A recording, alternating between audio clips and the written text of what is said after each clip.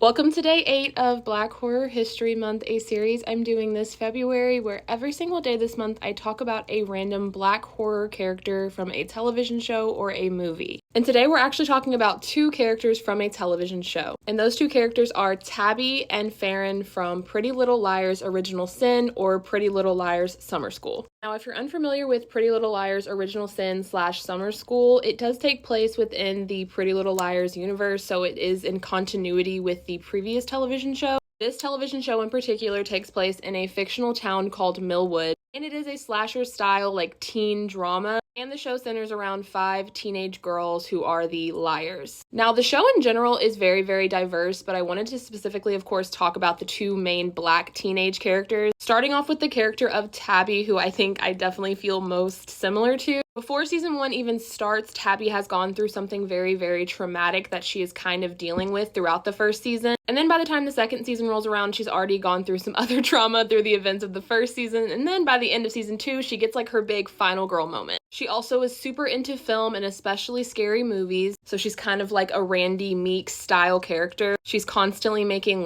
references to movies, specifically horror movies, and she wants to be a filmmaker. The other character I wanted to talk about is the character of Farron. Farron in the beginning is a ballerina. She's very prim and proper. She has basically lived her entire life with chronic pain and scoliosis, but she still pushes herself to dance through that. And ostensibly, as being probably one of the few black girls in this small town, she deals with microaggressions and casual racism at times. She has a really cool moment in season 2 where she has a final girl test, which honestly kind of feels reminiscent of a Saw style test, where she has to hold the really heavy thing up above her for a long period of time. And she absolutely kills that scene. I loved that moment for her. The one thing I do hate for Farron's character is that they put her with 2 different guys that I think are just losers and I don't think she should be with. Now, since this show was canceled last summer, we will not be seeing these characters again, but I do think it's really cool to have not 1 but 2 black girls as your co-leads of a slasher television show. And I do like that they were very different characters from each other, different people, different goals, different desires, even though a lot of people do say that they kind of end up looking a little bit similar, especially in the second season.